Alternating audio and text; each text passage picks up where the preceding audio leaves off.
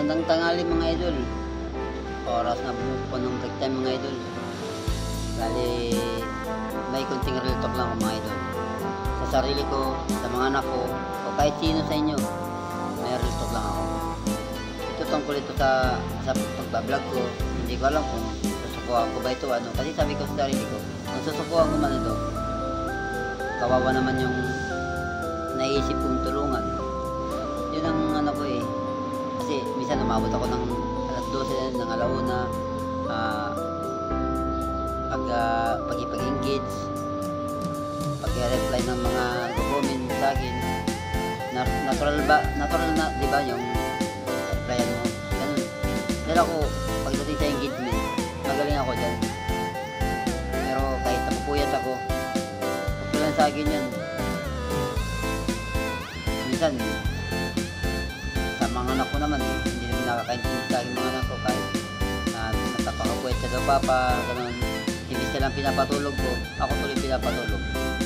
Pero hindi nila alam na nag-comment ako, nakipag-ingis ako. Yung mga anak ko, kahit makukulit yan, hindi ko kayang saktan, lalo na pagbabae, mga anak ko. Kahit sa asawa mga idol, kaya real talk lang sa inyo mga idol. Nakailang kalibing partner na ako mga idol, nakailang asawa na ako, pero kahit kailan mga idol, hindi nakakatikim sa akin yan. Kahit pitik or kahit anong something dyan, sila nakakatim sa mga idol. Nakakatitikman nila sa akin mga idol ang pag-aalaga ko, pag-asikaso ko. Kahit single parents ako ngayon mga idol, kinakaya ko para sa mga anak ko.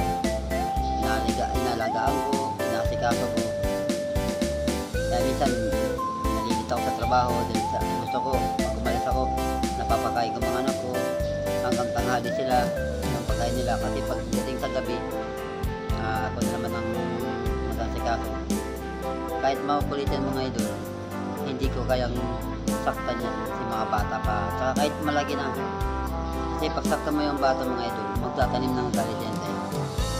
Kaya para sa akin, ewan ko lang sa inyo para sa akin, ayaw ko manakit ng lalo kong bata, ng mga anak ko, lalo na sa magiging asawa ko, magiging kalibing partner ko or asawa.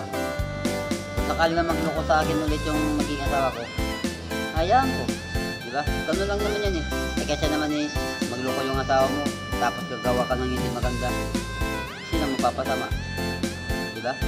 Ako, ikaw, kayo, ganun lang yun. Dapat nagluloko ang partner natin sa buhay. Hayaan mo, gustuhan niya yan eh. Kahit patawarin mo, ganun din, babalik pa rin yan. Magkikita pa rin sila. Diba? Para sa akin, ibig sabihin, hindi para sa'yo yung babae. Diba? Maliban na lang kung sakali bumalik sa'yo yung babae at humingi ng tawad kasi hindi niya na gagawin, lalo na kung may anak kami. Hindi ko alam, hindi ko pa masasabi. Basta ako, para sa akin, ayaw ko managin ng anak ko or maging kapilipat na ako. Kahit single parent mo ako, kinakaya ko.